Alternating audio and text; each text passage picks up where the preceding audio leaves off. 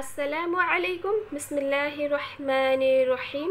শব্দে শব্দে সূরা আল ফিলের 3 নম্বর পর্ব এটি। আগে দুটি পর্বে 9টি শব্দ পড়ানো হয়েছে, এই পর্বে আরও কিছু শব্দ পড়ব।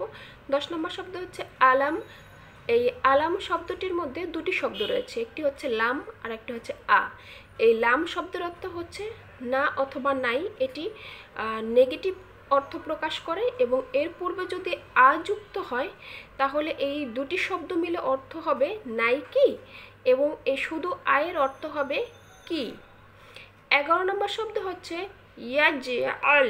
ইয়াজে আল, ইয়াজে আল শব্দের অর্থ তিনি করেছেন। এখানে জিমে সাকিন এসেছে, কলকলর করে পড়তে হবে। কলকলর হরফ 5টি, কত তবা জিম দাল। এই যে জিম, এখানে জিমে সাকিন এসেছে, সো এখানে কলকলর করে পড়তে হবে। 12 নম্বর শব্দ হচ্ছে কায়দা। কায়দা শব্দের অর্থ চক্রান্ত, ষড়যন্ত্র বা কৌশল। এইখানে লিনের হরফ দ্রুত পড়তে হয়। লিনের হরফ দুইটি ওয়াও এবং ইয়া। জবরের পরে যদি এই লিনের হরফ দুইটির যে কোনো একটি যদি সাকিন দিয়ে আসে সেক্ষেত্রে দ্রুত পড়তে হবে।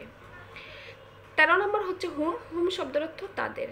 তাহলে যদি আমি একত্রে শব্দগুলো মিলিয়ে পড়ি, আলাম ইয়াজআল কাইদাহুম, আলাম ইয়াজআল কাইদাহুম।